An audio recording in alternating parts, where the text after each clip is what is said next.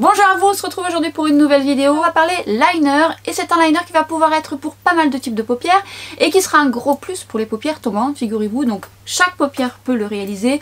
On appelle ça un liner inversé. Pourquoi un liner inversé? Puisqu'on le fait en ras de cils principalement inférieur.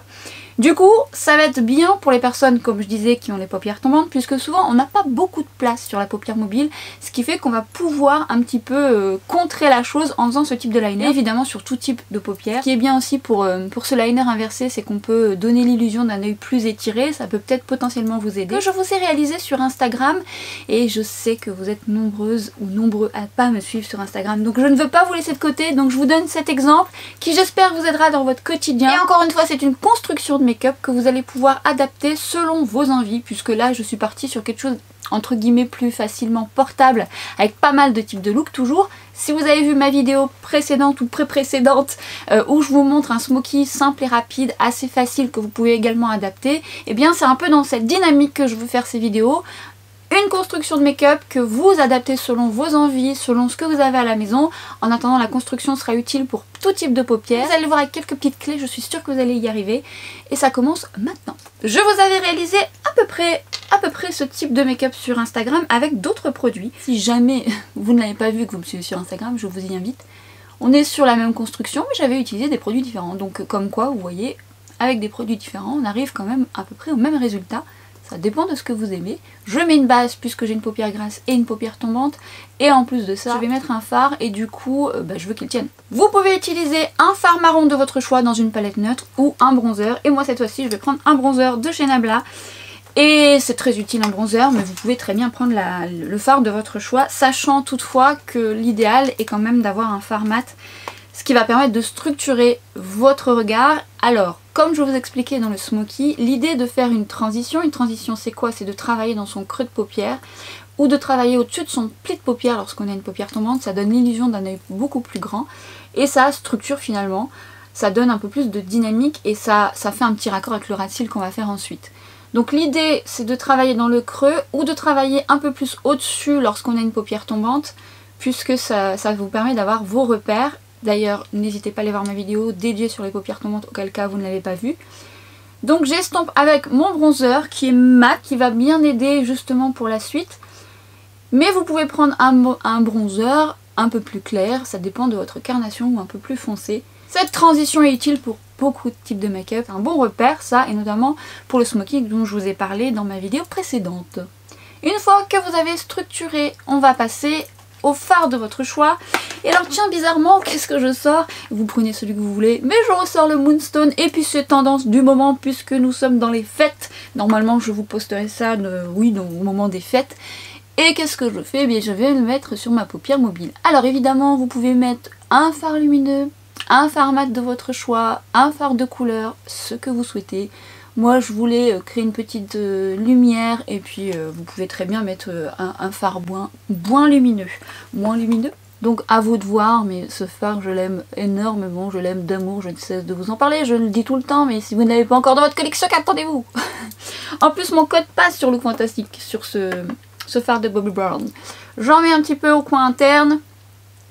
Alors tout se joue à partir de ce moment-là. Vous avez besoin pour ce faire d'un crayon de votre choix. Alors le crayon de votre choix sera soit mat, soit métallisé, soit la couleur vert, bordeaux, marron. Là je suis partie sur un trait de liner un petit peu plus marronné qui est plus facile à porter. Mais cette fois-ci je prends un crayon un petit peu plus métallisé. Dans l'exemple sur Instagram que j'avais pris, il était un petit peu plus mat. Alors l'idée, vous voyez, vous avez votre ras de cils. L'idée c'est de donner cette illusion d'œil un petit peu plus étiré, un petit peu plus en amande. C'est très bien aussi ce genre de make-up pour les personnes qui ont un œil un petit peu plus rond. Ça va aider un petit peu à structurer votre œil, d'enlever un peu cette illusion d'œil rond. Alors ce qu'on va faire, c'est qu'on va déjà travailler sur la muqueuse supérieure et inférieure. On va venir en mettre au-dessus, fermer l'œil et vous colorer. Vous n'oubliez pas de le faire aussi au coin interne. Vous savez déjà mettre du crayon en muqueuse, comme ça crée indirectement un liner, surtout quand on a une paupière tombante, parce que ça va donner l'illusion d'un cil plus étoffé. Alors ça dépend de la couleur que vous allez mettre, bien sûr si c'est du noir ça se verra un peu plus, là on est sur un marron un peu métallisé. Donc bien en coin interne, alors quand je dis au coin interne c'est dans la muqueuse, c'est pas sur votre ras de cils. en muqueuse inférieure, en muqueuse supérieure. Et ensuite, ça sera valable pour tout type de paupières, tout type de forme des yeux, c'est de suivre votre ras de cils. L'idée est de vraiment suivre votre ras de cils quand vous mettez un crayon, il faut vraiment que ça soit cette continuité. Si vous travaillez comme ça, alors après ça peut être un choix, attention. Si vous travaillez comme ça, votre liner sera plus comme ça et parfois en artistique on peut très bien travailler vers le bas parce que c'est voulu. Mais l'idée c'est de lifter, donc c'est de suivre votre ras de cils et d'aller plutôt entre guillemets vers le haut. L'idéal c'est de déjà commencer à travailler votre ras de cils, d'en mettre bien dans vos cils pour qu'il n'y ait pas de manquant. C'est ce qui fait que le make-up est beaucoup plus fondu. Et vous venez ensuite prendre un pinceau, ça dépendra de la forme que vous souhaitez. Moi je prends le 03 de chez Refer qui est très bien pour ça et je viens donc estomper de manière à bien travailler la texture dans mes cils. L'idée d'un liner c'est que ça soit vraiment intense mais surtout qu'il y en ait partout sinon ça fera pas joli.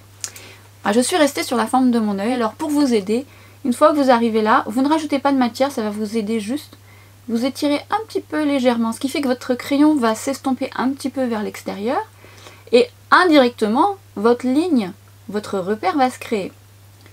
Attention, lorsque vous travaillez, ne travaillez pas comme ça, ne travaillez pas la tête en arrière, travaillez face au miroir, droit face à vous, sinon vous n'allez pas avoir les bons repères. Je viens rajouter donc du crayon et j'étire en suivant mon ras de cils, en gardant les yeux ouverts. Toujours travailler les yeux ouverts, notamment quand on fait du liner, vous verrez les prochaines techniques que je vous montrerai. Et alors évidemment, vous allez étirer selon votre convenance. Au début, je vous invite à pas trop étirer de peur que peut-être ça vous arrive jusque là. Faites petit à petit et vous verrez ce qui vous convient le mieux. Autant vous allez vous dire, ah, j'ai pas assez étiré, autant vous allez vous dire, ah bah tiens, je vais faire un peu plus la prochaine fois. Tout est réadaptable. Et vous étirez, ce qui fait que petit à petit, vous voyez, vous créez votre liner. Ce que vous faites également, vous restez sur le coin externe et vous venez en rajouter au ras de cils, vraiment au ras de cils. Taillez vos crayons au besoin si vous voulez plus de précision. Et vous venez travailler au ras de cils, ce qui fait que vous allez raccorder indirectement avec le coin externe. Le but de travailler qu'au coin externe, c'est justement éviter de travailler sur la paupière mobile, de gagner en place, de garder de l'éclat sur la paupière mobile et de jouer vraiment sur l'extérieur, le côté étiré. Après, quand vous utilisez des crayons un peu comme ça métallisés, c'est bien parce que ça se fond bien ensemble, mais bon, vous pouvez le faire avec n'importe quel crayon. L'idéal est d'avoir une texture qui se travaille bien, qui se sèche pas trop rapidement. Alors moi c'est celui de LH Cosmetics, mais les Maybelline sont très bien aussi pour ça. Donc vous étirez à votre convenance, vous essayez de faire raccord. Alors oui, des fois on a peur de ne pas être symétrique, mais prenez de la distance, regardez un petit peu. Et votre coton-tige est votre meilleur ami. Si vous voyez que vous avez été un petit peu trop loin, n'hésitez pas à prendre un coton-tige. C'est vraiment très très chouette, ça aide bien. Et je m'en sers aussi, rassurez-vous. Attention, parfois on a tendance à vouloir tirer. Et puis pour que ça soit plus simple, parce que oui on a des plis de paupières et des fois on tire pour dire que effectivement ça puisse mieux se maquiller. Sauf que si vous n'avez pas vos repères et que vous regardez pas droit devant vous, vous risquez de ne pas avoir les bons repères, d'avoir une ligne qui n'est pas tout à fait droite. Même si au départ vous n'aurez pas votre pli qui est maquillé, ce n'est pas grave, vous faites vos repères et ensuite, seulement après, vous regardez vers le bas et vous venez un petit peu fondre le tout. Sinon vous allez avoir votre repère soit vers le bas, trop haut. Et le mieux est d'avoir le regard face au miroir et face à vous. On pourrait s'arrêter là. On pourrait complètement s'arrêter là et mettre du mascara. C'est déjà un liner étiré.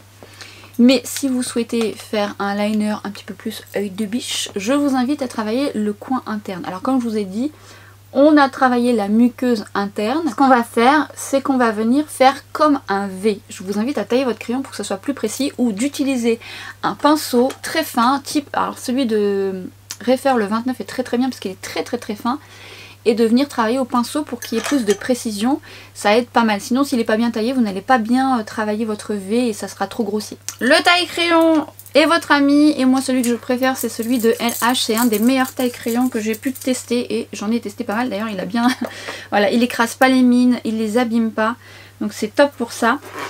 Alors une fois que la pointe est assez pointue mais pas trop quand même, ne vous faites pas mal, vous venez travailler le coin, vous suivez votre muqueuse intérieure et vous faites comme un V sur le côté, un légèrement V, en descendant pas trop bas sinon ça sera pas naturel, et vous suivez votre muqueuse pour ensuite venir raccorder à votre ras de cils inférieur. Hop, et vous faites votre V tranquillement. Le pinceau est votre ami pour plus de précision, et pareil, un V comme le signe supérieur ou inférieur, vous voyez. Hop. Et ce qui va permettre ensuite de donner comme l'illusion d'un œil en amande étiré.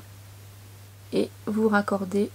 L'idée de travailler en muqueuse intérieure et pas sur le ras de cils permet justement de gagner en place et de donner cette illusion d'œil de biche. Vous pouvez vous arrêter là et mettre votre mascara. La petite option que je peux vous donner, que je vous avais donnée sur Instagram, c'est de prendre un crayon un petit peu plus foncé et de venir contraster davantage pour apporter une dynamique différente. Donc ce que je vais faire, c'est que je vais tailler mon crayon. Déjà, c'est toujours un crayon de chez LH et cette fois-ci un petit peu plus marronné, un petit peu plus foncé. C'est optionnel, c'est juste au cas où. Moi je vais venir en mettre au coin externe, mais je suis exactement ce que j'ai fait précédemment, mais de façon subtile, parce que je veux contraster juste le coin externe et le coin interne. En fait ça va donner un contraste différent et une dynamique différente, mais c'est complètement optionnel. Et je vais bien fondre le tout dans mes cils. À vous de voir si vous voulez le faire ou non. Et pareil, je viens le faire au coin interne, en muqueuse intérieure, et je fais mon petit V juste là. Vous pouvez très très bien commencer par cette couleur, hein. Ou alors vous pouvez aussi complètement vous arrêter à la première étape, c'est juste pour apporter un petit plus au cas où. Et alors la force aussi, c'est le mascara de votre choix qui vous fera les plus beaux cils. Soit vous mettez des faux cils, soit vous prenez le mascara qui vous plaît le plus, vous recourbez vos cils au besoin. Et moi je vais mettre le mascara de chez Benefit, le Bad Gal Bang, que je trouve très bien parce qu'il me fait des longs cils, de la longueur et du volume. C'est ce qui me plaît le plus. Vous pouvez aussi mettre des faux cils individuels. Oh, du mascara sur la main. Juste au coin externe pour donner encore plus cet œil de biche. Mascara à volonté, en haut, en bas. Le mascara est notre ami. Pour récapituler, déjà une première étape quand même que j'aurais dû vous préciser au début, mais comme je vous l'ai déjà expliqué, notamment dans les paupières tombantes, l'idéal est de faire ses sourcils dans un premier temps parce que c'est ce qui va structurer votre regard et lui apporter une belle dynamique. Si vous souhaitez voir vos sourcils, si vous souhaitez voir ma vidéo sourcils, je vous explique tout ça, comment créer ces sourcils, avec quel type de produit, comment les mettre en forme.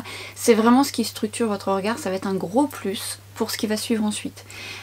Pour le récap de ce make-up, eh bien comme je vous expliquais, une base au besoin, une transition qui va vous aider à dynamiser et à structurer votre regard. Le fard de votre choix, moi je suis partie sur Bobbi Brown, mais vous pouvez très bien prendre un plus lumineux ou un plus satiné ou un mat, c'est pas gênant, à vous de voir, et de la couleur de votre choix. Ensuite, suivre votre ras de cils inférieur avec, encore une fois, le crayon de votre choix, métallisé mat de la couleur que vous souhaitez, bleu, vert, bordeaux.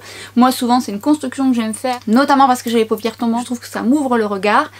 Et ensuite n'oubliez pas de travailler votre muqueuse supérieure et inférieure, c'est ce qui va donner le contraste également et donner ce côté amande à vos yeux, ce côté étiré.